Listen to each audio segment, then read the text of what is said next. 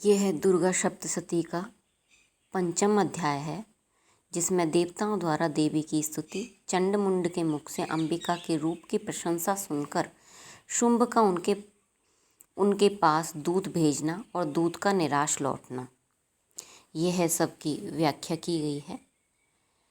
चलिए शुरू करते हैं।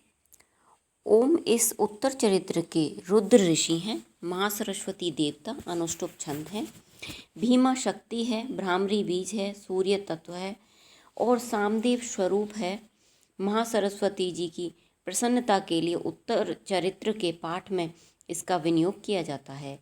जो अपने करकमलों में घंटा, शूल, हल, शंख, मूषल, चक्र, धनुष और वाण धारण करती हैं, शरद ऋतु के शोभा संपन्न चंद्रमा के समान जिनकी मनोहर कांति है, जो तीनों लोकों की आधारभूता और शुंभ आदि दैत्यों का नाश करने वाली है, तथा गौरी के शरीर से जिनका प्राकट्य हुआ, उन महासरस्वती देवी का मैं निरंतर भजन करता हूँ। ऋषि कहती हैं, पूर्व काल में शुंभ निशुंभ नाम के दो असुरों ने अपने बल के घमंड में आकर सचीपति इंद्र के हाथों से तीनों लोगों का राज्य एवं यज्ञ छीन लिए। वे ही दोनों सूर्य, चंद्रमा, कुमेर, यम, वरुण के अधिकार का उपभोग करने लगे। वायु और अग्नि का कार्य भी वे ही करने लगे। उन दोनों ने देवताओं को अपमानित, राज्य भ्रष्ट, पराजित तथा अधिकारहीन करके स्वर्ग से निकाल दिया। उन दोनों महान असुरों से तिरस्कार देवताओं ने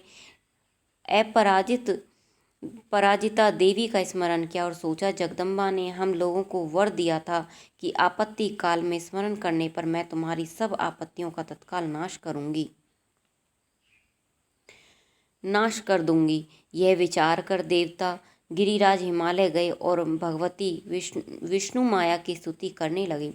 देवता बोले, देवी को नमस्कार है, महादेवी शिवा को सर्वदा नमस्कार है, प्रकृति एवं भद्रा को नमस्कार है। हम लोग नियम पूर्वक जगदम्बा को नमस्कार करते हैं। रौद्र को नमस्कार है, नित्या गौरी एवं धात्री को बारंबार नमस्कार। ज्योत्स्नामयी चंद्र रूपनी एवं सुख स्वरूपा देवी को सतत प्रणाम है। शरणागतों का कल्याण करने वाली वृद्धि सिद्धि रूपा देवी को हम बारंबार नमस्कार करते हैं। नैनैर्ती मीन्स राक्षसों की लक्ष्मी, राजाओं की लक्ष्मी तथा सर्वाणी शिव पत्नी स्वरूपा आप जगदम्बा को बार बार नमस्कार है। दुर्गा, दुर्गा पारा, दुर्गम संकट से पार उतारने वाली, सारा सबकी सारभूता, सर्वकारिणी ख्याति कृष्णा एवं धूम्रा देवी को सर्वदा नमस्कार है। अत्यंत सौम्य, अत्यंत रौद्र रूप देवी को हम नमस्कार करते हैं, उन्हें बारंबार प्रणाम करते हैं। जगत की आधारभूता कृति देवी को बारंबार नमस्कार है। जो देवी सब प्राणियों में विष्णु माया के नाम से कही जाती है, उनको नमस्कार, उनको बारंबार नमस्कार। जो देवी सब प्राणियों में चेतना कहलाती है, उनको नमस्कार, उनको बारंबार नमस्कार।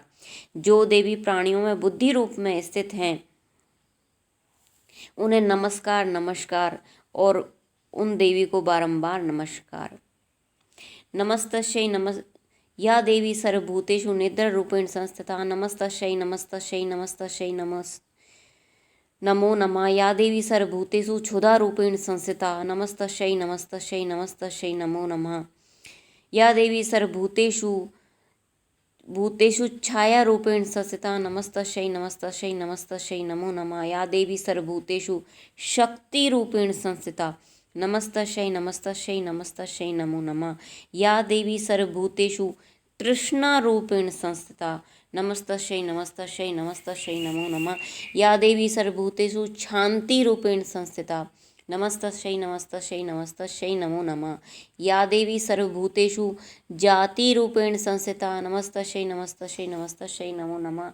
या देवी सर्वभूतेषु लज्जा रूपेण संस्थिता, नमस्तस्यै नमो नमः। या देवी सर्वभूतेषु शांति रूपेण संस्थिता, नमस्तस्यै नमो नमः। या देवी सर्वभूतेषु श्रद्धा रूपेण संस्थिता, नमस्तस्यै नमो नमः।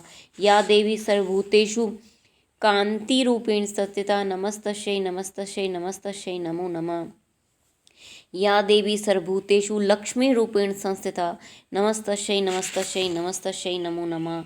या देवी सर्वभूतेषु वृत्तिरूपेण संस्थिता नमस्तस्यै नमस्तस्यै नमस्तस्यै नमो नमः। या देवी सर्वभूतेषु स्मृतिरूपेण संस्थिता नमस्तस्यै नमस्तस्यै नमस्तस्यै नमो नमः। या देवी सर्वभूतेषु दयारूपेण संस्थिता नमस्तस्यै नमस्तस्यै नमस्तस्यै नमो नमः। या देवी सर्वभूतेषु तुष्टिरूपेण संस्थिता नमस्तस्यै नमस्तस्यै नमस्तस्यै नमो नमः। या देवी सर्वभूतेषु मातृरूपेण संस्थिता नमस्तस्यै नमस्तस्यै नमस्तस्यै नमो नमः। या देवी सर्वभूतेषु भ्रांतिरूपेण संस्थिता नमस्तस्यै नमस्तस्यै नमस्तस्यै नमो नमः। या देवी सर्वभूतेषु भ्रांतिरूपेण संस्थिता नमस्तस्यै नमस्तस्यै नमस्तस्यै नमो नमः।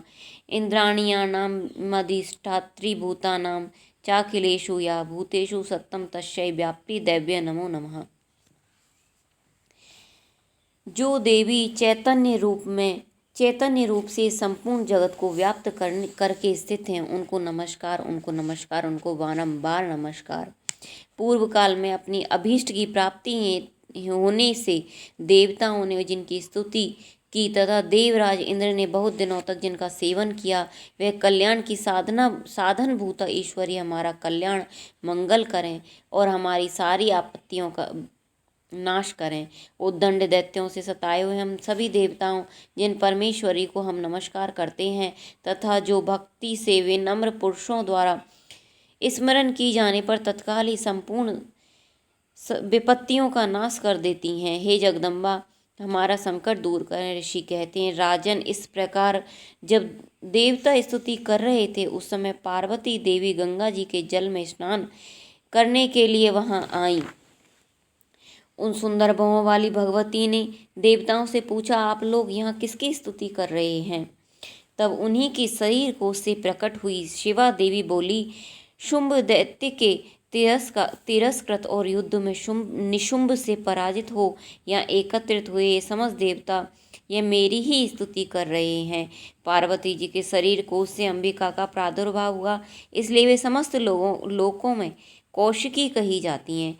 कौशिकी के प्रकट होने के बाद पार्वती देवी का शरीर काले रंग का हो गया, अतः वे हिमालय पर रहने लगीं और कालिका देवी के नाम से विख्यात हुईं। तदंतर शुंभ निशुंभ के भृत्य चंड मुंड वहां आए और उन्होंने परम मनोहर रूप धारण करने वाली अंबिका देवी को देखा। फिर भी शुंभ के पास जाकर बोले, महाराज, एक अत्यंत मनोहर स्त्री है जो अपनी दिव्य कांति से हिमालय को प्रकाशित कर रही है। वैसा उत्तम रूप कहीं किसी ने नहीं देखा होगा। असुरेश्वर, पता लगाइए वह देवी कौन है और उसे ले लीजिए। स्त्रियों में तो वह रत्न है, उसका प्रत्येक अंग बहुत ही सुंदर है तथा वह अपने स्त्री अंगों की प्रभा से संपूर्ण दिशाओं में प्रकाश फैला रही है। दैत्यराज, अभी वह हिमालय पर ही मौजूद है, आप उसे देख सकते हैं। प्रभु, 3 लोकों में मणि, हाथी, घोड़े आदि जितने भी रत्न वे सब इस समय आपके घर में शोभा पाते हैं। हाथियों में रत्न ऐरावत, यह परिजात का वृक्ष और यह उच्च श्रवा घोड़ा, यह सब आपने इंद्र से ले लिया है। हंसों से जुता हुआ यह विमान भी आपके आंगन में शोभा पाता है। यह रत्नभूत अद्भुत विमान जो पहले ब्रह्मा जी के पास था, अब आपके यहाँ लाया गया।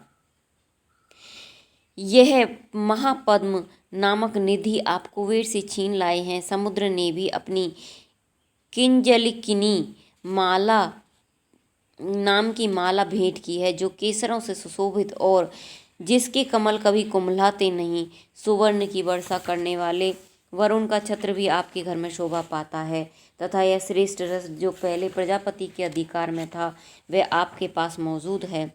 दैत्येश्वर मृत्यु की उत्क्रांतिदा नाम वाली शक्ति भी आपने छीन ली है तथा वरुण का पास समुद्र में होने वाले सब प्रकार के रत्न आपके भाई निशुंभ के अधिकार में है।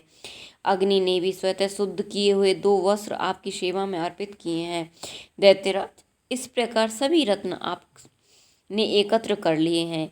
फिर जो यह स्त्रियों में रत्न रूप कल्याणमयी देवी है, इसे आप क्यों नहीं अपने अधिकार में ले लेते? ऋषि कहते हैं, चंडमुंड का यह वचन सुनकर शुंभ ने महादैत्य सुग्रीव को दूत बनाकर देवी के पास भेजा। तुम मेरी आज्ञा से उसके सामने ये बातें कहना और ये उपाय करना जिससे प्रसन्न होकर वह शीघ्र यहाँ आ जाए। वह दूत पर्वत के अत्यंत रमणीय प्रदेश जहाँ देवी मौजूद थी वहाँ गया और मधुर वाणी में कोमल वचन बोला। दूत बोला, देवी दैत्यराज शुंभ, इस समय तीनों लोकों के में परमेश्वर हैं, मैं उन्हीं का भेजा दूत हूँ और यहाँ तुम्हारे ही पास आया हूँ। उनकी आज्ञा सदाई सब देवता एक स्वर से मानते हैं, कोई उनका उल्लंघन नहीं कर सकता। वे संपूर्ण देवताओं को परास्त कर चुके हैं। उन्होंने तुम्हारे लिए जो संदेश दिया उसे सुनो। संपूर्ण त्रिलोकी मेरे अधिकार में, देवता भी मेरी आज्ञा के अधीन चलते हैं। संपूर्ण यज्ञों के भागों को मैं ही पृथक पृथक भोगता हूँ। तीनों लोकों में जितने श्रेष्ठ रत्न वे सब मेरे अधिकार में। देवराज इंद्र का वाहन ऐरावत हाथियों में रत्न के समान है, मैंने छीन लिया। क्षीर सागर का मंथन करने से अश्व रत्न उच्चई श्रवा प्रकट हुआ था, उसे देवताओं ने मेरे पैरों पर पड़कर समर्पित कर दिया। सुंदरी, उनके सिवा जितनी रत्न भूत पदार्थ देवताओं, गंधर्वों, नागों के पास थे वे सब मेरे पास आ गए। देवी, हम लोग तुम्हें संसार की स्त्रियों में रत्न मानते हैं, अतः तुम हमारे पास आ जाओ, क्योंकि रत्नों का उपभोग करने वाले हम ही हैं। चंचल कटाक्षों वाली सुंदरी, तुम मेरे या मेरे भाई पराक्रमी निशुंभ की सेवा में आ जाओ, क्योंकि तुम रत्न स्वरूपा हो। मेरा वर्ण करने से तुम्हें तुलना रहित महान ऐश्वर्य की प्राप्ति होगी। अपनी बुद्धि से विचार कर तुम मेरी पत्नी बन जाओ। ऋषि कहते हैं, दूत के यों कहने पर कल्याणमयी भगवती दुर्गा देवी, जो इस जगत को धारण करने वाली हैं, मन ही मन गंभीर भाव से मुस्कुराई और इस प्रकार बोली। देवी ने कहा, दूत, तुमने सत्य कहा, इसमें तनिक भी मिथ्या नहीं। तुम शुंभ तीनों लोकों का स्वामी है और निशुंभ भी उसी के समान पराक्रमी, किंतु इस विषय में मैंने जो प्रतिज्ञा कर ली है उसे मिथ्या कैसे करूं। मैंने अपनी अल्प बुद्धि के कारण पहले से जो प्रतिज्ञा कर रखी है उसे सुनो। जो मुझे संग्राम में जीत लेगा, जो मेरे अभिमान को चूर्ण कर देगा और संसार में जो मेरे समान बलवान होगा वही मेरा स्वामी होगा। इसलिए शुंभ अथवा महादैत्य निशुंभ स्वयं ही यहाँ पधारें और मुझे जीत कर ही मेरा पाणी ग्रहण लें। इसमें विलंब की क्या आवश्यकता। दूत बोला, देवी, तुम घमंड से भरी हो, मेरे सामने ऐसी बातें न करो। तीनों लोकों में कौन सा पुरुष है जो शुंभ निशुंभ के सामने खड़ा हो सके। देवी, अन्य दैत्यों के समान भी सारे देवता युद्ध में नहीं ठहर सकते, फिर तुम अकेली स्त्री होकर कैसे ठहर सकती हो। जिन शुंभ अपने दैत्यों के सामने इंद्र आदि सब देवता भी युद्ध में खड़े नहीं रहे हुए, उनके सामने तुम स्त्री कैसे जाओगी। इसलिए तुम मेरे ही कहने से शुंभ निशुंभ के पास चली चलो।